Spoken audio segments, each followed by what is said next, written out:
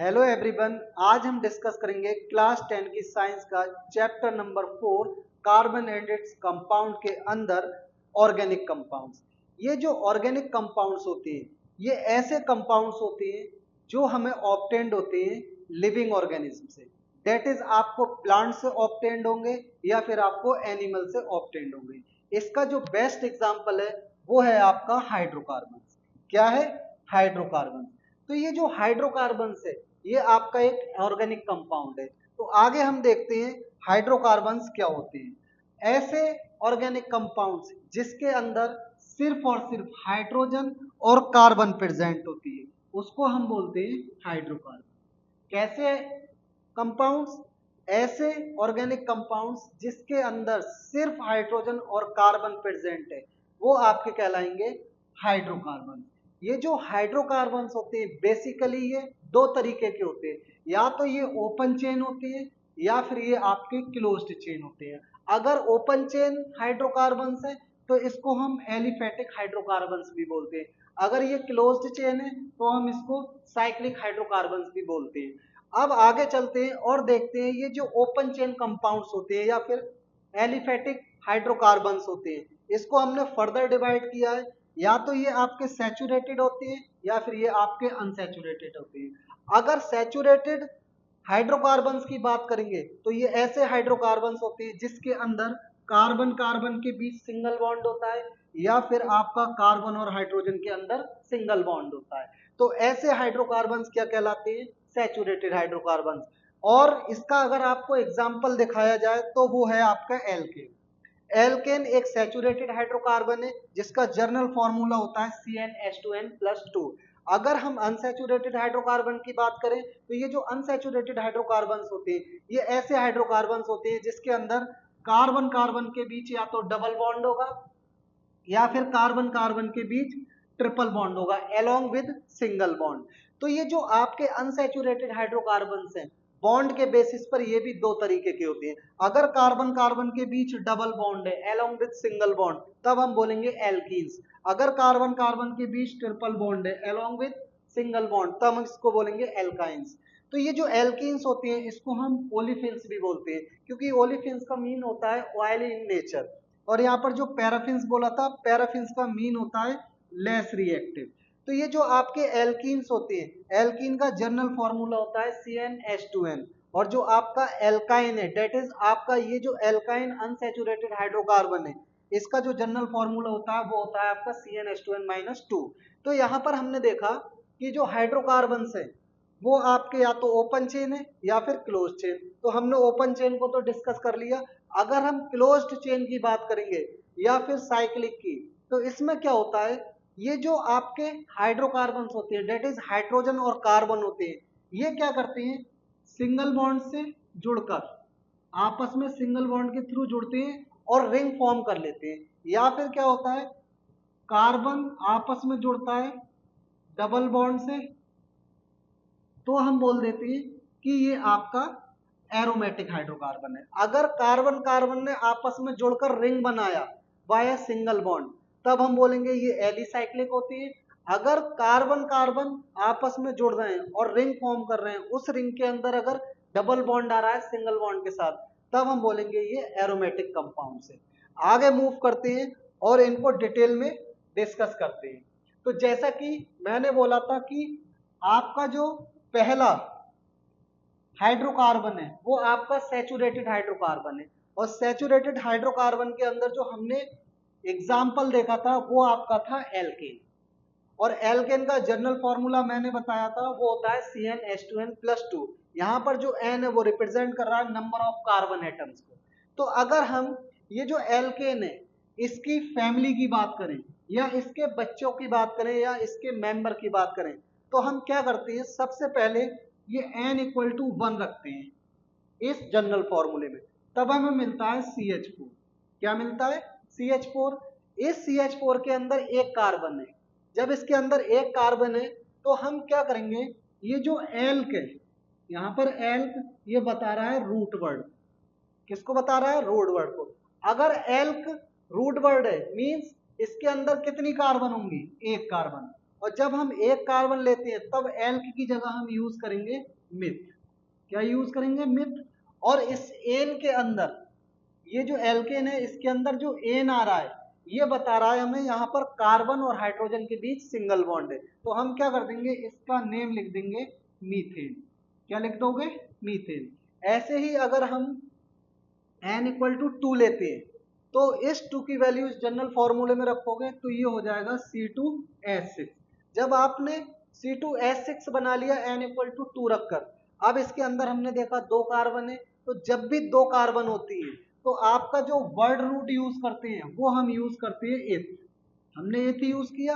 अगर आप इसको देखोगे तो इसके अंदर कार्बन कार्बन के बीच सिंगल बॉन्ड होगा, कार्बन और हाइड्रोजन के बीच भी सिंगल बॉन्ड होगा। तो जब भी सिंगल बॉन्ड होता है तो इसके केस में हम जो सफिक्स यूज करते हैं वो एन यूज करते हैं। तो हमने क्या किया, इस वर्ड रूट के आगे सफिक्स एन लगा दिया। तो इस तरीके से इसका नेम हो गया इथेन। अगर हम आगे मूव करते हैं और देखते हैं n इक्वल टू 3 इस जनरल फॉर्मूले में पुट करते हैं तो आपको जो मिलेगा मॉलिक्यूल वो C3H8 होगा। जब किसी एल्केन के अंदर 3 कार्बन होते हैं तो यहाँ पर जो वर्ड रूट यूज करते हैं हम वो यूज करते हैं प्रोप। आपने प्रोप लिखा। अब आप इसके अंदर देखोगे तो कार्बन कार्बन के बीच सिंगल बॉन्ड होगा या कार्बन और हाइड्रोजन के बीच सिंगल बॉन्ड होगा। तो हम क्या लगा देंगे, यहाँ पर सफिक्स एन लगा देंगे। इस तरीके से हम saturated hydrocarbon that is alkane की नेमिंग करते हैं। तो हमने यहाँ पर देखा ये जो एल्केन है इसके हमें ये 3 मेंबर ऑब्टेन्ड हुए। तो हम क्या बोलेंगे, ये एल्केन फैमिली के या फिर एल्केन की होमोलोगस सीरीज के मेंबर्स हैं। ये फर्स्ट मेंबर है, ये सेकंड मेंबर है, ये थर्ड मेंबर है। तो ऐसे क्वेश्चन पूछे जाते हैं। आगे मूव करते हैं और हम देखते हैं एल्कीन को। दैट इज अब हम डिस्कस करेंगे अनसैचुरेटेड हाइड्रोकार्बन। अनसैचुरेटेड हाइड्रोकार्बन में सबसे पहले उस अनसैचुरेटेड हाइड्रोकार्बन को डिस्कस करेंगे जिसके अंदर कार्बन कार्बन के बीच डबल बॉन्ड होगा। कैसा बॉन्ड होगा? Double bond. और डबल बॉन्ड वाले जो हाइड्रोकार्बन्स होते हैं वो आपके कहलाते हैं अनसैचुरेटेड हाइड्रोकार्बन। तो इसका पहला एग्जांपल है आपका एल्कीन। पहला एग्जांपल क्या है? एल्कीन। इस एल्कीन को अगर मैं स्प्लिट कर दूं तो यहां पर देखिए एक तो एल्क आ रहा है प्लस ईन आ रहा है। तो ये जो आपका ईन है ये रिप्रेजेंट कर रहा है सफिक्स को, और ये जो एल्क है ये रिप्रेजेंट कर रहा है वर्ड रूट को। किसको रिप्रेजेंट कर रहा है? वर्ड रूट को। वर्ड रूट किसको बताएगा? ये बताएगा नंबर ऑफ कार्बन एटम्स। ये नंबर ऑफ कार्बन एटम्स को बताता है। यहां पर हम क्या करते हैं, कभी भी एन की वैल्यू 1 नहीं लेते, क्योंकि अनसैचुरेटेड हाइड्रोकार्बन्स में कार्बन कार्बन के बीच डबल बॉन्ड होता है अलोंग विद सिंगल बॉन्ड। इसका मतलब क्या हुआ, मिनिमम 2 कार्बन होना चाहिए। तो हम क्या करेंगे, यहाँ पर n की वैल्यू 2 लेंगे और इस n की वैल्यू 2 को हम किस में रखेंगे, इस जनरल फॉर्मूले में CnH2n में। तो जब आपने इसमें रखा तो आपको क्या मिलेगा, आपको मिलेगा C2H4। ये जो C2H4 है इसके अंदर आप देखिए कितना कार्बन है, 2 कार्बन। जब 2 कार्बन होते हैं तो वर्ड रूट हम क्या यूज करते हैं, आपको मैंने बोला था इथ। आपने इथ लिखा, लेकिन यहाँ पर कार्बन कार्बन के बीच क्या है, डबल बॉन्ड। तो जब भी डबल बॉन्ड होगा आप जो सफिक्स यूज करोगे वो ईन यूज करोगे। इस तरीके से इसका नेम हो जाएगा इथीन। अगर आप n इक्वल टू 3 लेते हो, अब इस 3 को इस जनरल फॉर्मूले में रखोगे एल्कीन के, तो आपको मिलेगा C3H6। जब C3H6 आपको मिला तो इसके अंदर देखा आपने कितना कार्बन है, 3 कार्बन। और जब 3 कार्बन होता है तो हम वर्ड रूट यूज करते हैं प्रोप। क्या यूज करते हैं, प्रोप। लेकिन इस मॉलिक्यूल के अंदर कार्बन कार्बन के बीच डबल बॉन्ड होगा तो हम सफिक्स क्या लगाएंगे, ईन। इस तरीके से इसका नाम हो जाएगा प्रोपीन। अगर आपको 4 कार्बन का एल्कीन मिलता है तो 4 कार्बन के केस में हम वर्ड रूट यूज करते हैं ब्यूट और सफिक्स क्या लगा देते हैं, ईन। तो आपको मिलेगा ब्यूटीन। अगर आपको 5 कार्बन का एल्कीन मिलता है तो 5 कार्बन के लिए हम टर्म यूज करते हैं पेंट और उसमें लगा देते हैं ईन। इस तरीके से बन जाता है पेंटीन। तो ये जो पहला मेंबर था ये फर्स्ट मेंबर है एल्कीन फैमिली का, इसको हमने इथीन बोला। इसका कॉमन नेम होगा इथाइलिन। ये सेकंड मेंबर है एल्कीन फैमिली का, इसका कॉमन नेम होगा प्रोपाइलिन। और IUPAC नेम होगा प्रोपीन। ऐसे ही इसकी नेमिंग भी कर सकते हैं और इसकी भी। आगे मूव करते हैं और देखते हैं दूसरा अनसैचुरेटेड हाइड्रोकार्बन जिसको हमने बोला था एल्काइन। क्या बोला था? एल्काइन। ये जो एल्काइन होता है आपका, इस एल्काइन के अंदर कार्बन कार्बन के बीच ट्रिपल बॉन्ड होता है अलोंग विद सिंगल बॉन्ड। तो इसके अंदर भी आप देखिए, ये जो आपका एल्काइन है, इसको अगर मैं स्प्लिट कर दूं तो ये बनेगा एल्क प्लस आयन। यहाँ पर एल्क क्या है? Word root. Word root means ये बता रहा है number of carbon atom in molecule. Her case में, चाहे वो एल्केन हो, चाहे एल्कीन हो, चाहे एल्काइन हो, ये जो एल्क वर्ड है ये बताएगा number of carbon atoms in a molecule, और इसके आगे आयन लगाए ये बताएगा सफिक्स। जैसा कि आपने एल्केन में देखा था तो एन सफिक्स था, आपने एल्कीन में देखा था तो इन सफिक्स था, और आप यहाँ पर एल्काइन में देख रहे हो तो सफिक्स क्या है? आयन। तो इस तरीके से हमने इस एल्काइन को स्प्लिट किया और इसके जो स्प्लिट टर्म थे उनको समझा। अगर हम जनरल फॉर्मूले की बात करें एल्काइन के तो वो होता है CnH2n-2। क्या होता है? CnH2n-2। ये हो गया आपका एल्काइन का जनरल फॉर्मूला। इसमें भी कभी भी n की वैल्यू 1 नहीं लेते। ये भी शुरू होता है n = 2 से, क्योंकि एल्काइन के भी अंदर कार्बन कार्बन के बीच ट्रिपल बॉन्ड होता है। तो जब ट्रिपल बॉन्ड है कार्बन के बीच तो मिनिमम 2 कार्बन चाहिए तभी ट्रिपल बॉन्ड फॉर्म हो पाएगा। तो आपने जब n = 2 रखा इस जनरल फॉर्मूले में तो आपको मिला C2H2। ये जो C2H2 है इसके अंदर कितना कार्बन है? 2 कार्बन, और 2 कार्बन के लिए वर्ड रूट यूज करते हैं हम इथ लगा दिया। यहाँ पर कार्बन के बीच क्या है? Triple bond. तो आप क्या सफिक्स यूज करोगे? आयन। तो ये हो जाएगा आपका इथाइन। अगर n = 3 लोगे तो ये हो जाएगा C3H4। यहाँ पर कितना कार्बन है? 3 कार्बन, तो वर्ड रूट यूज करते हैं हम प्रोप, बाकी सफिक्स क्या लगा देंगे? Ion, propyne. तो इस तरीके से हमने देखा इसकी नेमिंग को। ये क्या है? फर्स्ट मेंबर है एल्काइन फैमिली का, ये एल्काइन की होमोलोगस सीरीज का। ये सेकंड मेंबर है, ये थर्ड मेंबर है, ये आपका फोर्थ मेंबर है एल्काइन फैमिली का। और इनके ये जो है ये IUPAC नेम है जैसा कि मैंने आपको यहाँ पर समझाया, और ये कॉमन नेम है हर एक मेंबर के। ये कॉमन नेम भी पूछे जाते हैं। बेसिकली ये वाला कॉमन नेम पूछा जाता है आपका एल्काइन फैमिली का। तो यहाँ पर हम देखते हैं चाहे एल्केन की बात करें, चाहे एल्कीन की बात करें, चाहे एल्काइन की बात करें, उसमें जो मेंबर्स ऑब्टेंड हो रहे थे जनरल फॉर्मूले से, उसमें जो पहला मेंबर था वो डिफर था CH2 ग्रुप से, दूसरे मेंबर से। फिर दूसरा वाला तीसरे वाले से डिफर है CH2 से, तीसरा वाला चौथे से डिफर है बाय CH2 ग्रुप, या फिर 14U एटॉमिक मास। तो यहाँ पर ये जो सीरीज बन रही है डिफरेंट ऑर्गेनिक कंपाउंड्स की, डेट इज एल्काइंस के डिफरेंट मेंबर्स की, ये कहलाएगी homologous series of alkyne family. ऐसे ही एल्केन के अंदर बन रही थी एक सीरीज डिफरेंट एल्केन के मेंबर की, वो भी होमोलोगस सीरीज थी एल्केन फैमिली की। एल्कीन में भी जो फॉर्म हुई थी वो एल्कीन फैमिली की होमोलोगस सीरीज थी। लेकिन जब भी आप होमोलोगस सीरीज का डिस्कस करोगे तो आप उसमें देखोगे हर एक मेंबर डिफर होगा प्रीसीडिंग या सक्सीडिंग मेंबर से बाय CH2 ग्रुप या फिर मॉलिक्यूलर वेट 14U। आगे मूव करते हैं और हम देखते हैं आपके साइक्लिक सैचुरेटेड हाइड्रोकार्बन और अनसैचुरेटेड साइक्लिक हाइड्रोकार्बन। देखिए आप एक बात ध्यान रखना, अगर हम साइक्लिक सैचुरेटेड हाइड्रोकार्बन्स की बात करेंगे तो सैचुरेटेड साइक्लिक हाइड्रोकार्बन्स के अंदर सिर्फ और सिर्फ आएगा आपका single bond, different carbon atoms जो रिंग के अंदर अरेंज है। अगर हम साइक्लिक अनसैचुरेटेड हाइड्रोकार्बन्स की बात करेंगे तो उसके अंदर आएगा सिंगल बॉन्ड के साथ डबल बॉन्ड रिंग के अंदर।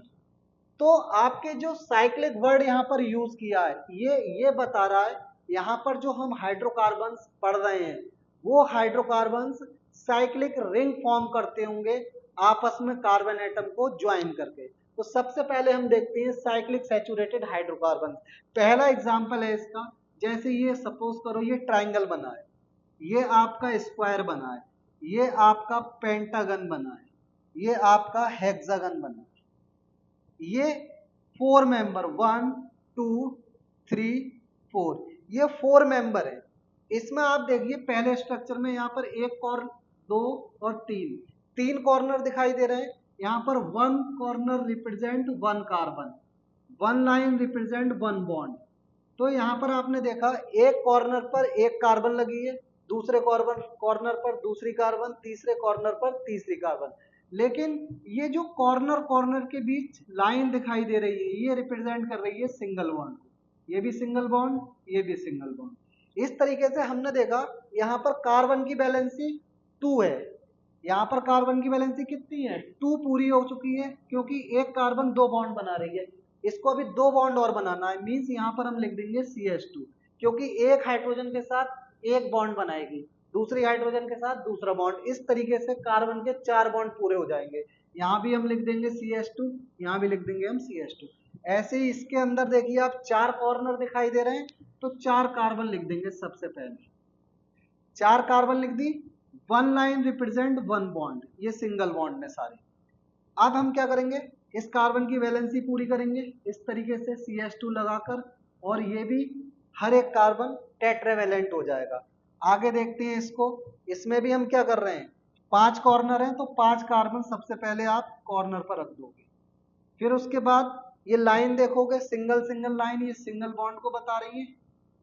फिर क्या करेंगे, हम बैलेंस ही पूरी करते हैं हाइड्रोजन अटैच करके। इस तरीके से आपने हाइड्रोजन अटैच करके कार्बन की वैलेंसी फुलफिल कर दी। ये वाला जो स्ट्रक्चर है इसको भी देखिए, 6 कॉर्नर है, तो 6 कार्बन आप सबसे पहले लिखोगे। कितनी लिखोगे? 6। फिर उसके बीच सिंगल सिंगल बॉन्ड बना दोगे, क्योंकि सिंगल लाइन दिखाई दे रही है यहाँ पर। फिर हम क्या करते हैं, कार्बन की वैलेंसी CH2 के थ्रू फुलफिल करते हैं। इस तरीके से क्या करते हैं, इस तरीके से हम कार्बन की वैलेंसी फुलफिल करते हैं। तो आपने देखा ये जो स्ट्रक्चर्स थे, इससे हमने ये चेन्स बना ली।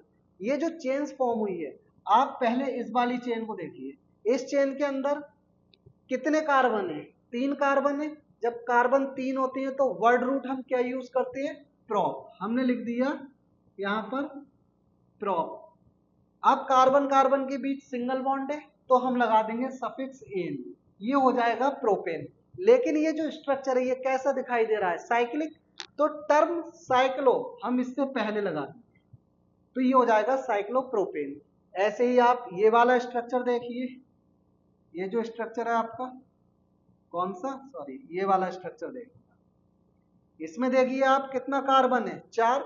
जब कार्बन 4 होते हैं तो वर्ड रूट हम यूज करते हैं ब्यूट। लेकिन सफिक्स कैसा होगा? कार्बन कार्बन के बीच सिंगल बॉन्ड है, इसका मतलब सफिक्स एन होगा, तो लगा देंगे हम एन, तो ये बन जाएगा ब्यूटेन। लेकिन ये तो साइक्लिक स्ट्रक्चर है, तो टर्म साइक्लो इस ब्यूट से पहले लगा देंगे हम, तो साइक्लोब्यूटेन हो गया। अगर इसकी बात करें तो इसको बोलेंगे हम साइक्लोपेंटेन, और इसकी अगर हम बात करते हैं ये वाले की, इसको हम बोलेंगे साइक्लोहेक्सेन। अगर मैं ये जितने भी कंपाउंड्स मैंने फॉर्म किए, जितने भी ये आपके साइक्लिक सैचुरेटेड हाइड्रोकार्बन्स थे, अगर इसके जनरल फॉर्मूले की बात करूं तो इसका जनरल फॉर्मूला होता है CnH2n। सिमिलर होता है बिल्कुल आपके एल्कीन के। ये किसके सिमिलर होता है? एल्कीन के जनरल फॉर्मूले। क्योंकि एल्कीन का भी जनरल फॉर्मूला ये साइक्लिक सैचुरेटेड हाइड्रोकार्बन जैसा ही होता है। अगर हम साइक्लिक अनसैचुरेटेड हाइड्रोकार्बन्स की बात करते हैं, तो साइक्लिक अनसैचुरेटेड हाइड्रोकार्बन्स का केस क्या होता है? इसमें सिंगल बॉन्ड के साथ डबल बॉन्ड प्रेजेंट होता है, लेकिन जो स्ट्रक्चर फॉर्म होता है वो साइक्लिक होता है। आपके सिलेबस के अंदर सिर्फ और सिर्फ इसका एक एग्जाम्पल है, वो है आपका बेंजीन। क्या है आपका? बेंजीन, जिसको हम क्या बोलते हैं? साइक्लोहेक्सीन भी बोलते हैं। अगर इसके स्ट्रक्चर की बात की जाए तो कैसा होगा स्ट्रक्चर? कुछ इस तरीके का होता है, कुछ इस तरीके का स्ट्रक्चर होता है। वर्ब यहां भी 1 कॉर्नर रिप्रेजेंट करता है 1 कार्बन को, तो पहले सिंगल बॉन्ड, फिर डबल बॉन्ड, फिर सिंगल बॉन्ड, फिर डबल बॉन्ड, फिर सिंगल बॉन्ड, फिर डबल बॉन्ड। तो ये जो बेंजीन का स्ट्रक्चर है, इसके अंदर ऑल्टरनेट सिंगल और डबल बॉन्ड होते हैं। तो देखिए आप, सिंगल बॉन्ड के साथ डबल बॉन्ड है, इसलिए हम इसको बोल देंगे साइक्लिक अनसैचुरेटेड हाइड्रोकार्बन। अगर मैं इसका ओपन स्ट्रक्चर बनाऊं तो कैसा बनेगा, देखना। हमने पहले सी लिखा, फिर सी, फिर सी, फिर सी लिखा, फिर सी। इस तरीके से हमने पहले 6 कार्बन को लिख दिया। अब इन 6 कार्बन के बीच हम पहले सिंगल बॉन्ड बनाएंगे, फिर डबल बनाएंगे, फिर सिंगल बनाएंगे, फिर डबल बनाएंगे, फिर सिंगल बनाएंगे, फिर डबल बॉन्ड बनाएंगे। कुछ इस तरीके का स्ट्रक्चर फॉर्म होता है। अब हम क्या करेंगे, हर एक कार्बन पर एक एक हाइड्रोजन ऐड कर देंगे। जब आप एक एक हाइड्रोजन ऐड कर दोगे तो जो मिस्टेक हो रही थी वो खत्म हो जाएगी, क्योंकि अब यहाँ पर हर एक कार्बन की वैलेंसी 4 होगी। तो ये जो आपका होता है बेंजीन बोलते हैं, या फिर इसको हम साइक्लोहेक्सीन बोलते हैं। ये आपका एक साइक्लिक अनसैचुरेटेड हाइड्रोकार्बन है।